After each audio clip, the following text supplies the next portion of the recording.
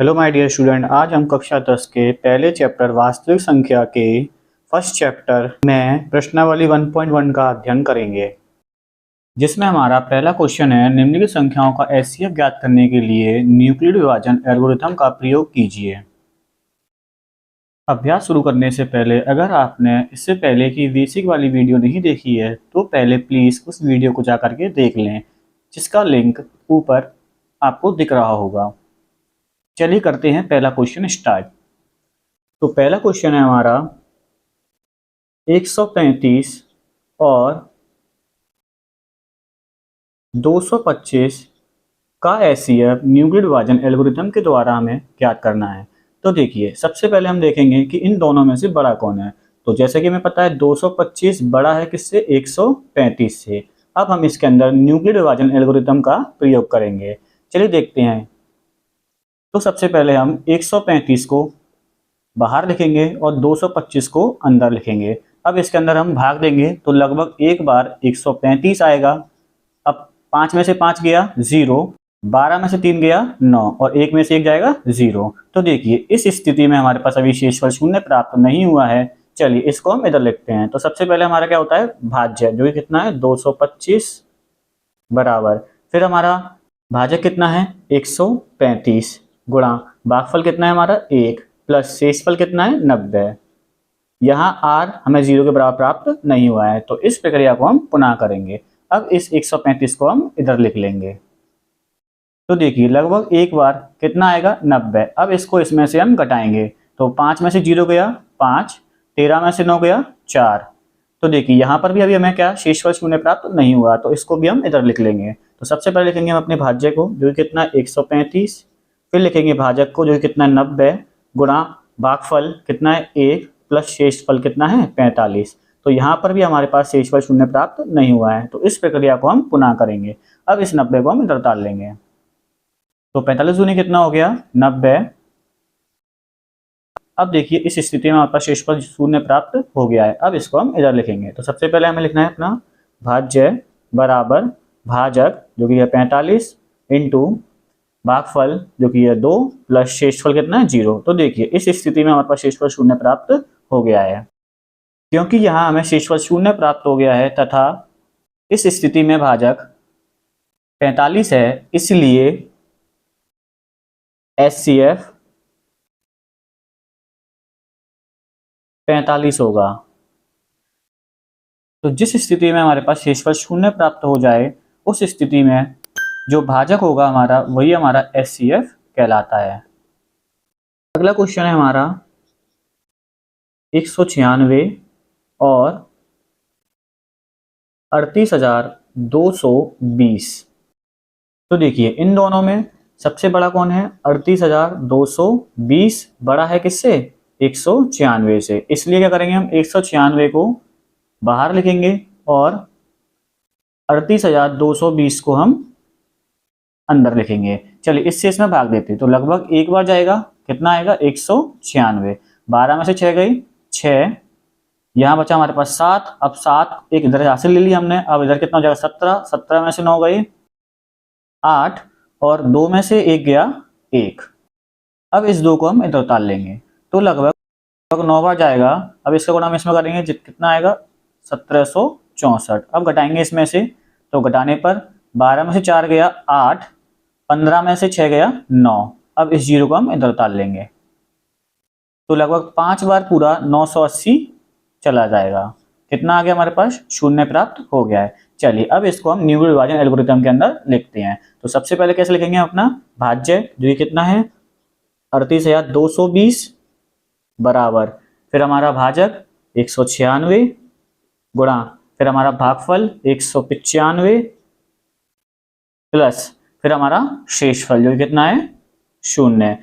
क्योंकि यहाँ शेषफल 0 प्राप्त हो गया है, चूंकि इस स्थिति में हमारा भाजक 196 है, इसलिए एचसीएफ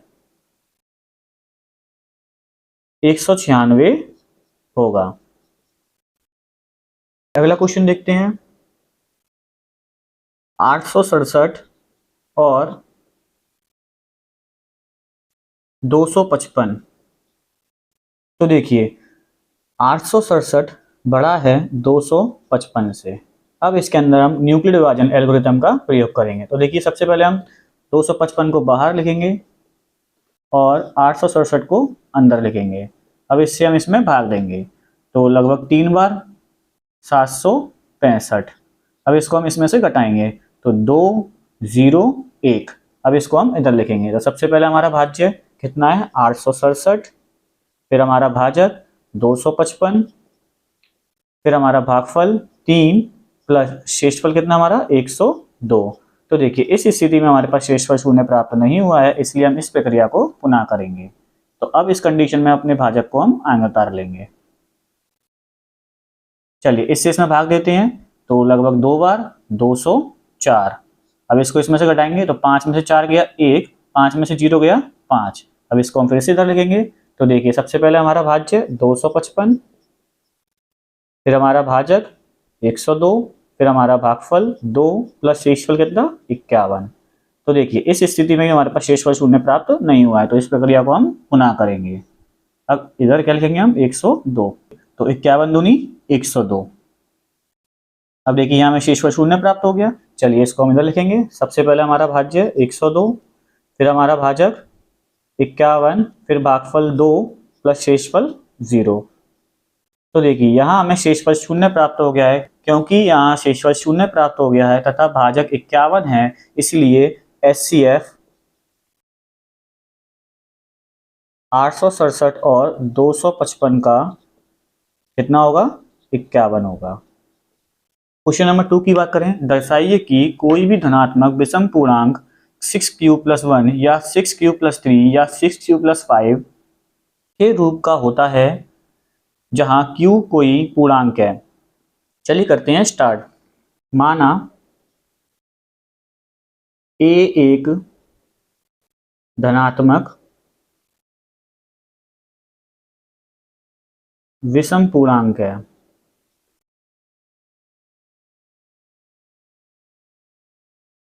तथा b बराबर कितना दिया है हमें 6 है।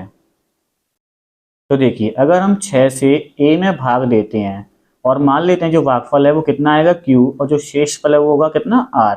अब जैसा कि हम जानते हैं कि शेषफल सदैव भाजक से क्या होता है छोटा होता है, तो इसलिए इस कंडीशन में r के संभव मान क्या क्या होंगे हमारे 0, 1, 2, 3, 4, 5। तो अब हम लगाते हैं न्यूक्लियर विभाजन एल्गोरिथम, जो कि क्या होती है हमारी सबसे पहले भाज्य बराबर भाजक इंटू भागफल प्लस शेषफल। शेषफल कितना है हमारा r, जहां r बराबर 0, 1, 2, 3, 4 और 5 है। तो देखिए a के संभव मान क्या क्या हो सकते हैं। तो देखिए सबसे पहले अगर हम यहाँ 0 रखेंगे तो कितना आएगा 6q। अगर हम यहाँ 1 रखेंगे तो कितना आएगा 6q+1। अगर हम यहाँ 2 रखेंगे कितना आएगा 6q+2। 3 रखेंगे तो 6q+3। 4 रखेंगे तो 6q+4। 5 रखेंगे तो 6q+5। तो देखिए हम कह सकते हैं a 6q, 6q+1, 6q+2, 6q+3, 6q+4, 6q+5 के रूप का हो सकता है।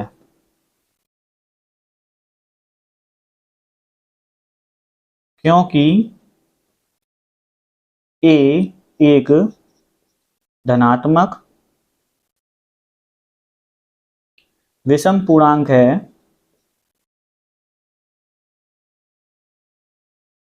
इसलिए यह 6q, 6q+2, 6q+4 के रूप का नहीं हो सकता। क्योंकि यह 2 से विभाज्य है।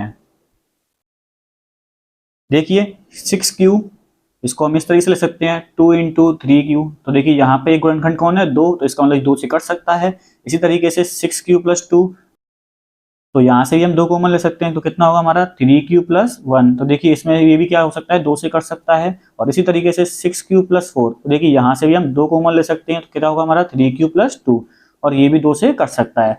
यदि ये तीनों 2 से कट सकते हैं तो इसका मतलब ये हमारे क्या होंगे समपूर्णांक होंगे।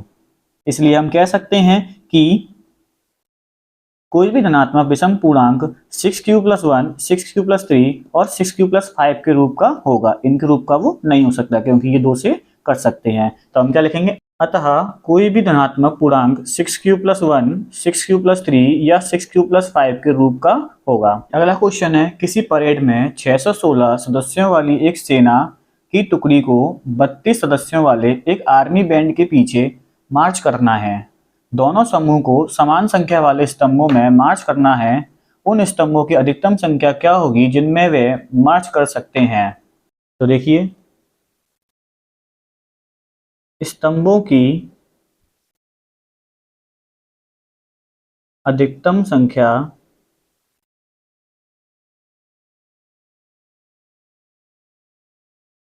बराबर SCF 616 और 32। तो देखिए जैसे कि हमें पता है 616 बड़ा है 32 से। अब हम इसके अंदर क्या लगाएंगे, न्यूक्लियर विभाजन एल्गोरिथम। तो देखिए 32 छोटा है इसलिए इसको हम बाहर लिखेंगे, और 616 बड़ा है इसलिए इसको हम अंदर लिखेंगे। इससे इसमें भाग देते हैं तो लगभग एक बार 32 एकम 32, इसको इसमें से घटाते हैं, 11 में से 2 गई 9, 5 में से 3 गया 2। अब इस 6 को हम इधर डाल लेते हैं। चलिए अब देते हैं फिर से भाग इसमें, तो लगभग 9 बार जो कि आएगा 288। चलिए घटाते हैं, एक इसको हासिल दी तो 16 में से 8 गए 8। अब देखिए यहाँ हमारे पास क्या हो गया, शेषफल शून्य प्राप्त नहीं हुआ है, इसलिए हम इसको हम इधर लिखेंगे। तो देखिए भाज्य कितना है हमारा 616, भाज्य कितना है हमारा 32 गुणा भागफल कितना है 19 प्लस शेषफल कितना है हमारा 8। चूंकि इस स्थिति में शेषफल शून्य प्राप्त नहीं हुआ है तो इस प्रक्रिया को हम पुनः करेंगे। अब 32 को हम इधर लिख देंगे। अब देखिए 8 चौक 32। अब देखिए इसको हम इधर लिखेंगे, तो सबसे पहले हमारा भाज्य जो कि है 32, फिर हमारा भाजक जो कि है 8, भागफल है हमारा 4 और शेषफल कितना है 0। तो देखिए इस स्थिति में हमारे पास शेषफल 0 प्राप्त हो गया है। क्योंकि यहाँ हमें शेषफल 0 प्राप्त हो गया है तथा भाजक कितना है 8 है, इसलिए हम कह सकते हैं कि इसका जो SCF होगा वो कितना होगा 8 होगा। अतः स्तंभों की अधिकतम संख्या 8 होगी। अगला क्वेश्चन है हमारा, यूक्लिड विभाजन प्रमेय का प्रयोग करके दर्शाइए कि किसी धनात्मक पूर्णांक का वर्ग किसी पूर्णांक m के लिए 3m या 3m प्लस 1 के रूप का होता है। माना a एक धनात्मक पूर्णांक है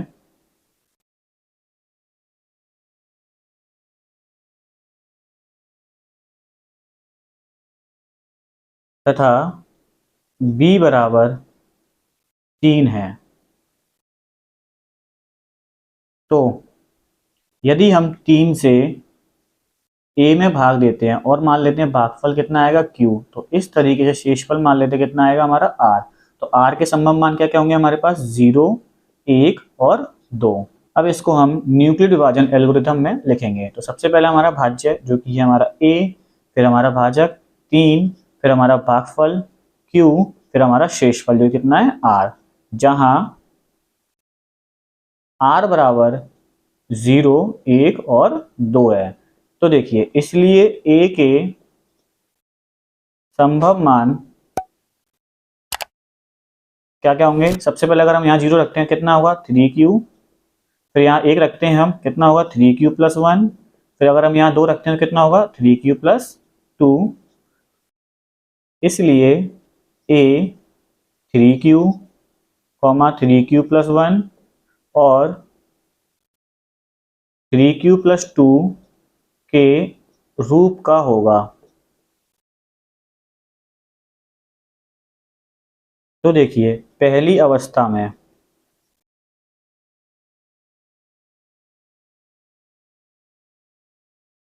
जब a बराबर हमारा कितना हो 3q, अब हमसे क्या बोला है कि वर्ग, तो इसलिए क्या करेंगे, दोनों ओर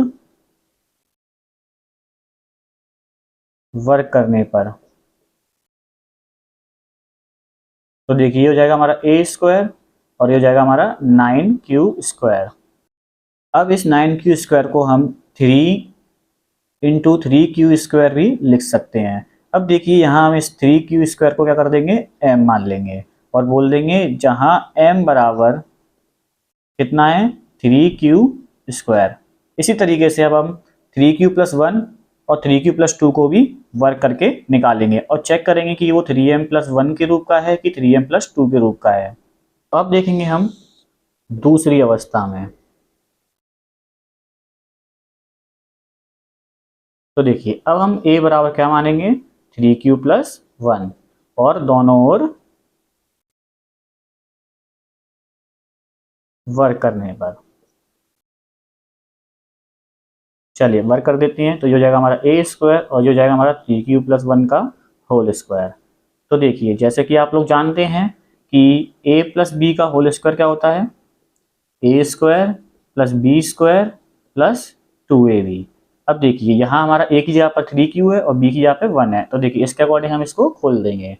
तो देखिए a² बराबर a², तो 3q का स्क्वायर प्लस b², इसका मतलब 1 का स्क्वायर प्लस 2, a की जगह पे 3q और b की जगह पे 1। चलिए इसको सॉल्व कर लेते हैं। 3 का स्क्वायर 9, q का स्क्वायर q², 1 का स्क्वायर 1 और 2 तिया 6 और 6 एकम 6, तो इसका मतलब 6q। अब देखिए इसमें q वाले फंक्शन को हम एक साथ में लिख लेते हैं। तो 9q² + 6q + 1 ऐसे ही। अब देखिए इसमें से हम 3 को कॉमन ले लेते हैं, तो 3 कॉमन लेने के बाद क्या बचेगा, यहाँ पर 3q² प्लस यहाँ बचेगा हमारे पास 2q + 1 ऐसे ही। अब हम इस 3q² + 2q को हम m मान लेंगे, तो a² बराबर क्या हो जाएगा हमारा 3m+1 और बोल देंगे जहां m बराबर है 3q² + 2q। चलिए अब तीसरी अवस्था में देखते हैं कि वो किस तरीके से होगी। चलिए तीसरी अवस्था में,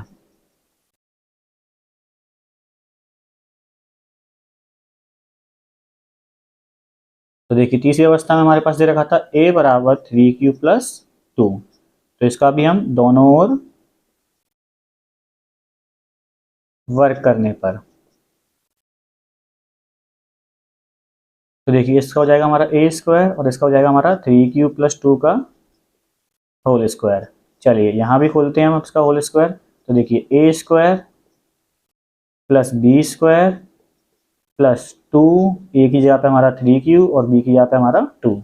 चलिए इसको सॉल्व कर लेते हैं। अब देखिए हो जाएगा हमारा 9q², ये हो जाएगा हमारा 4, ये हो जाएगा हमारा 2 तिया 6 और 6 दूनी 12q।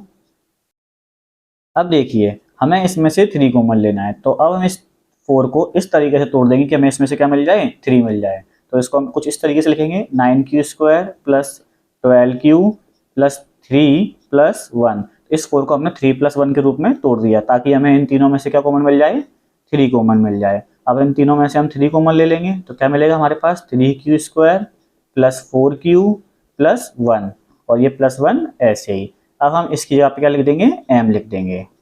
तो 3m+1 जहां m बराबर 3q² + 4q + 1।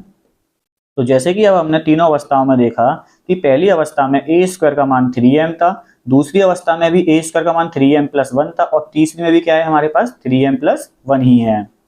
इसलिए हम कह सकते हैं कि किसी धनात्मक पूर्णांक का वर्ग 3m या 3m+1 के रूप का होगा। अगला क्वेश्चन है हमारा कि न्यूक्लियर विभाजन प्रमेय का प्रयोग करके दर्शाइए कि किसी धनात्मक पूर्णांक का घन 9m+1 या 9m+8 के रूप का होता है। चलिए करते हैं स्टार्ट।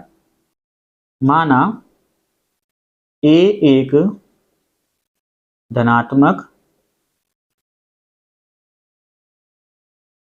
पूर्णांक है तथा b बराबर 3 है। अगर हम 3 से a में भाग देते हैं और मान लेते हैं जो भागफल है वो q होगा, और जो शेषफल है वो हमारा आर होगा। संभव मान क्या क्या होंगे, क्योंकि हमें पता है कि आर क्या होता है, सदैव भाजक से छोटा होता है, इसलिए इसके संभव मान 0, 1 और 2 होंगे। अगर हम इसके अंदर न्यूक्लिड विभाजन एल्गोरिथम लगाते हैं तो देखिए क्या आएगा हमारा। सबसे पहले भाज्य बराबर भाजक इंटू भागफल प्लस शेषफल। शेषफल कितना है हमारा आर, जहां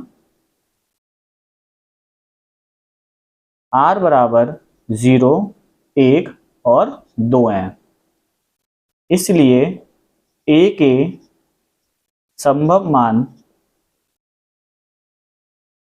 क्या क्या होंगे हमारे पास। 3q, क्योंकि हमने अगर यहाँ 0 रखा तो पहले कितना आएगा 3q, अगर हम +1 रखेंगे तो 3q+1, और अगर हम यहाँ 2 रखेंगे तो 3q+2 होंगे। इसलिए a 3q, 3q+1, 3q+2 के रूप का होगा। तो देखिए पहली अवस्था में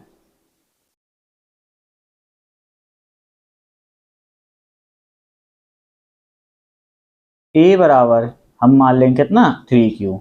अब दोनों ओर घन करने पर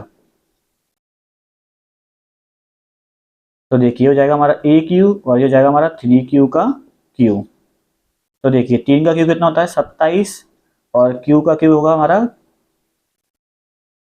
अब देखिए इसमें से हम 9 कॉमन ले लेते हैं तो क्या बचेगा हमारे पास 3q।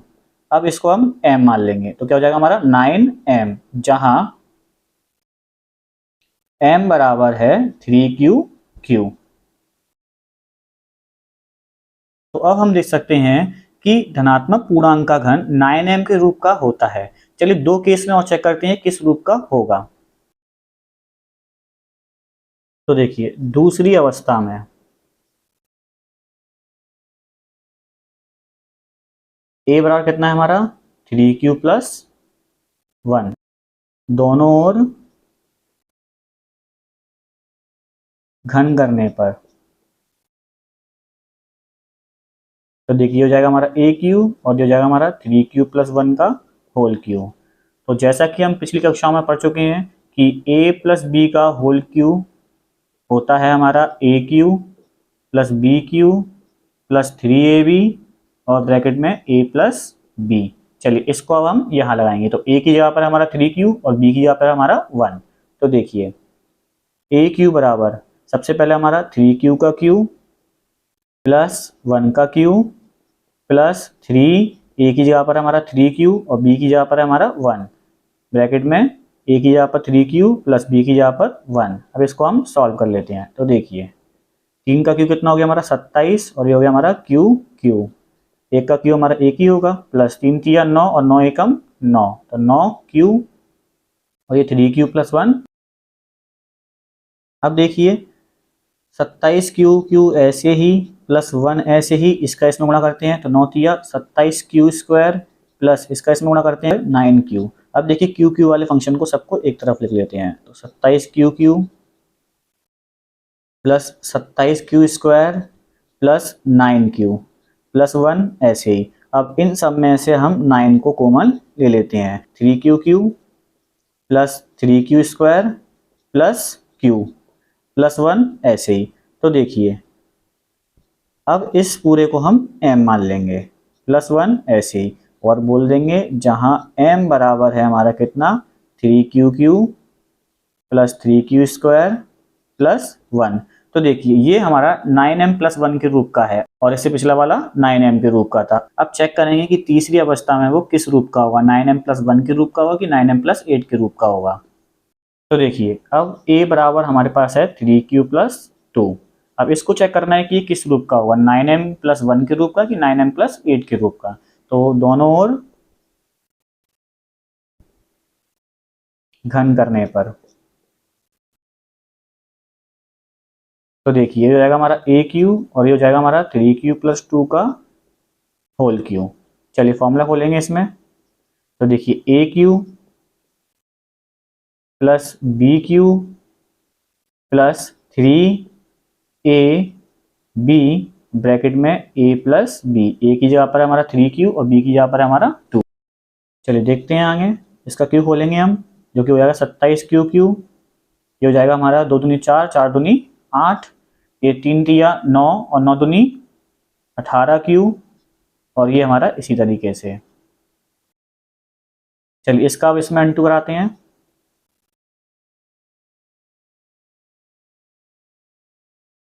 तो इसका इसमें गुणा किया, 18 तिया 54q स्क्वायर और 18 दूनी 36q। अब इसमें हम क्यू वालों को एक तरफ लिख लेंगे, जिसमें है हमारा 27q plus 54q square plus 36q और प्लस 8 को हम लास्ट में लिख देंगे। अब इन सब में से हम 9 कॉमन ले लेंगे। तो 9 कॉमन लेने के बाद यहाँ बचेगा हमारे पास 3q, यहाँ बचेगा 6q स्क्वायर और यहाँ बचेगा हमारे पास 4q प्लस 8 ऐसे ही। अब हम इस पूरे को m मान लेंगे, तो क्या हो जाएगा हमारे पास 9m प्लस 8, और जहाँ m बराबर है हमारा कितना 3q plus 6q square plus 4q।